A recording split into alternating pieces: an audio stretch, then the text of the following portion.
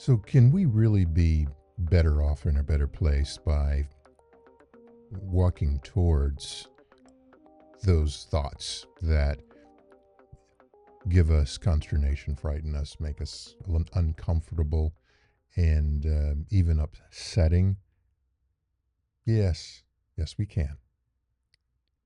Hey, human. Coach Nate here with another mindful focus to share with you.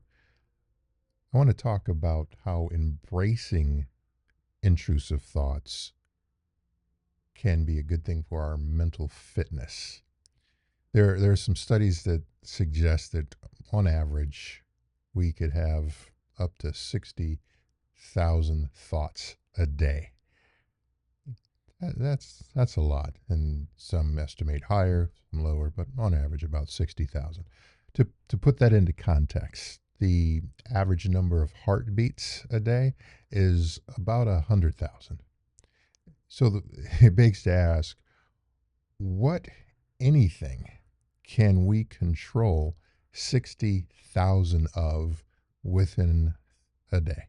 With not much, probably not anything in terms of controlling it, right? With that number of thoughts occurring on a near constant basis, things are going to pop up. They're going to pop up in our conscious mind. They're going to pop up in our unconscious mind. They're going to occur because we're reminded of something. We may be triggered by something randomly out of the blue for seemingly no reason whatsoever. We're not even wanting to think about it. Oop, there you are. Sometimes there you are again. Not all thoughts are bad or not good for us or don't serve us. There are plenty of positive thoughts that can be thoughts of gratitude, hope, a vision, thoughts of what you want to achieve or accomplish in life, or good things, or warm feelings of relationships, kindness. There's probably more good thoughts, I wish. There can be with practice. But that is not to say all thoughts are bad or negative. It's when those, and then we're talking about is those thoughts become intrusive that they go bad. You can have food in the refrigerator for so long, or things are toxic to us. What are those? Those are the thoughts that we don't prefer to have. We don't want to have to face and deal with. They they disturb our peace and well-being. We're sitting here, all is well, I'm doing good, and bam, out of the blue, or just something just bubbles up that makes you feel unsettled. Now, that is different from our gut telling us something's wrong in a certain situation, whether we're driving and we hear a noise, might be time to pull over. We're out in public. We're walking down a street. Might want to cross the street. Something those are the instincts that we rely on for survival. Again, I'll go back to the antelope in the woods with the tiger. They may hear a stick. They may smell something. There's something that tells them danger may be around. That's a good thing.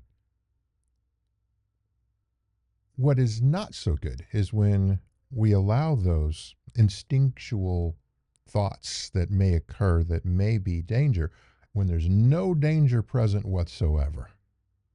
When there's nothing imminent to be concerned about that we need to move and react to.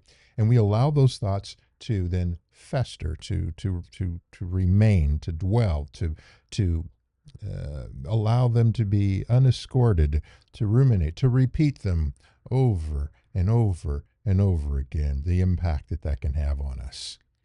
That is like eating toxic food. And like eating Having an unhealthy diet is going to have a negative impact on your physical health.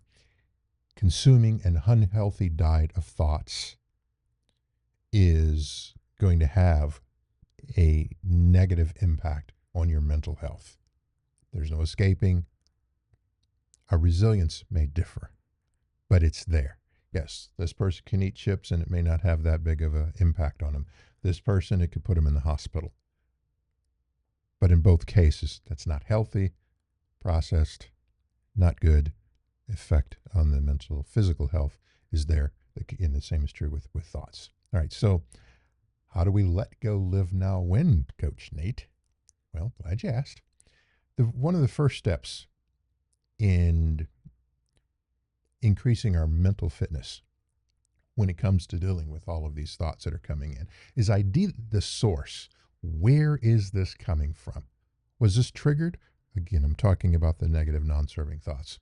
Was there an event, a situation, a scent, a color, a noise? What triggered this? And again, this is part from a mental disorder that is treated in clinical settings. If we're talking about mild to moderate, just having to deal with thoughts on the everyday life, understanding where is the source of this and then identifying that. And that's where you acknowledge and you introduce yourself. Hey, thought, I see you. All of these good thoughts, you get in. You're free to roam and you're welcome. I need to see some ID, right? Or we need to check to see, you need to be checked at the door. And then from there in your thoughts, the gut check. This disturbance, is it warning me of something imminent that I need to pay attention to, focus on in order for my survival? Because again, it is imminent, is a real threat. Or is this disturbance unsettling for thoughts that I really don't want to think about? It's not necessarily something that's going to occur. It may be a complete creation in my mind that I've made up, some of those 60,000 thoughts coming in, an unwanted visitor, a bug from the outside coming in the house. Somebody invited you. You live out there. Those are those thoughts that creep in. They don't pose a threat in and of themselves unless we allow them to continually come in, bring their friends and family in, and now we have thoughts, little bugs, little creep in, termites. From there, once we understand, we've identified it, we understand how we feel about it, then rather than trying to control it, we embrace it. Okay, all right, you're here. What is this about? Oh, I'm feeling anxious about. I'm going to play that scenario out. I'm thinking about the past.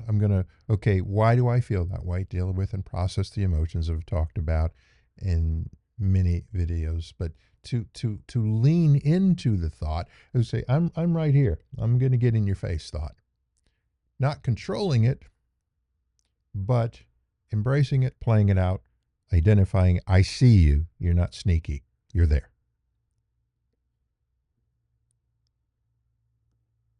We can't control 60,000 thoughts coming at us, but we can control how we respond and react. And when we identify those thoughts that are incoming, it can almost be like The Matrix, the movie, where this minefield thoughts are coming at you, and you as you master this and building up your strength and ability and agility in this, it's the thoughts are coming at you, and you're like, nope, nope, nope, yep, you can find, nope, nope, nope. I'm not going to respond, not going to react, not my monkeys, not my circus, not really care. No, not today. You got to go. We can get to that point where we don't allow ourselves to be completely thrown off by some errant little insect that's entering our domain of where we live inside our heads, putting us into a state of unrest. We can control that part. Again, how we respond to it. We all know bug enters the house. Some people scream, some people run, others, some let them go, don't care. Others, okay, you need to leave. You're going to leave through the bathroom, or I'm going to carry you outside, but you can't be here. Thoughts, same process.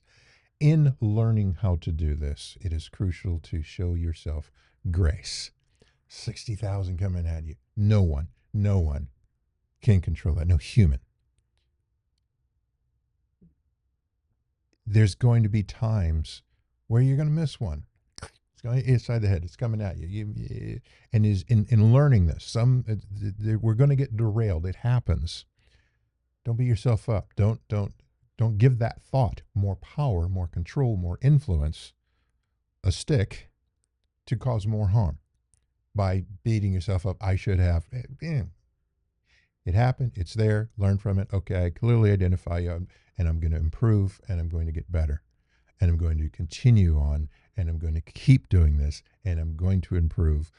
I'm going to practice. And yes, there's some things going to get through, but that's life. It happens. Be kind to yourself. Be loving, compassionate first as you're dealing with this onslaught of thoughts. And then finally, one of the ways to be able to manage those thoughts, to filter them, is living in the present moment. We find ourselves feeling depressed or having a low mood when we're trying to relive the past. Yesterday ended last night. It's gone. We find ourselves often with anxiety that does not serve us, unhealthy, when we're worried about what hasn't happened yet, the future. And that's trying to pre-live. When we live in the present moment, what we have right now is this moment. The next one isn't even promised. This one is gone. When we're here, these thoughts are far less potent, effective, impactful. Almost we can get to the point where they're non-existent. We can very quickly put them in the over, gone. Not here yet, later. I'm here now. And that helps us when we're dealing with all of those thoughts. Present, it's a process. We work at it. We're going to do something. We're going to live and exist each day. Why not leverage the opportunities that we have to extract the lessons and practice to enhance our quality of life, to strengthen our mental fitness? No one went in the gym and came out buffed on day one, or at home, or ran a marathon.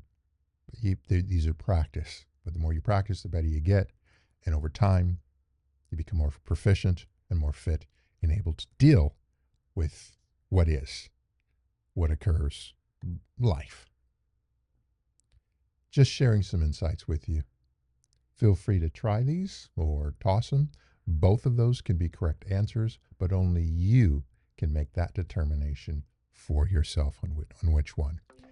If you like this content, I would appreciate you giving it a like. Also, if you feel like it, subscribe, hit the notification bell so you know when I post additional content like this. Consider sharing this with someone that may benefit from it. And as always, remember to let go, live now, and win.